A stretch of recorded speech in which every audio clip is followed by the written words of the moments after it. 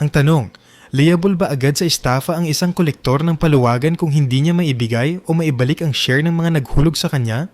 So pag-usapan natin ang kaso ng Cheng laban sa People na related sa estafa. Tungkol saan ba ang case na ito? Bali ganito yun. Si Cheng dating empleyado ng Napolcom, naging secretary, treasurer at administrator ng Napolcom Employees Paluwagan.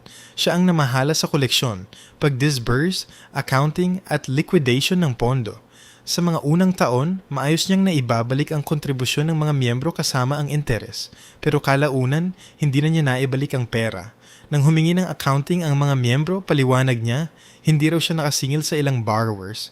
Kahit paulit-ulit ang demand, hindi pa rin naibalik ang kontribusyon, kaya't nagsampa ng criminal complaint laban sa kanya.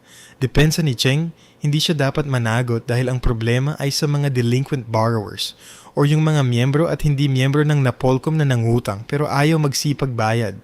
So ang issue dito, mananagot ba ang akusadong si Lord Cheng sa estafa dahil hindi niya naibalik ang kontribusyon ng mga miyembro ng paluwagan, bunga ng hindi pagbabayad ng mga borrowers?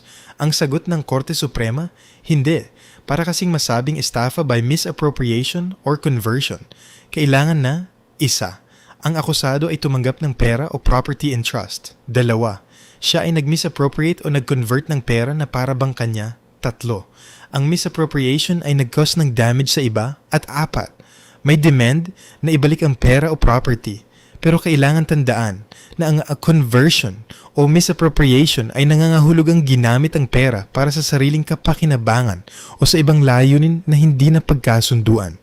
Dito, ipinautang ni Cheng ang pondo sa borrowers alinsunod sa layunin ng paluwagan.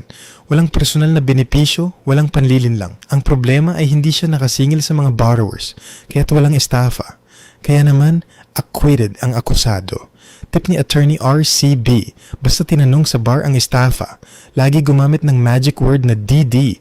Ano yon? Damage at deceit.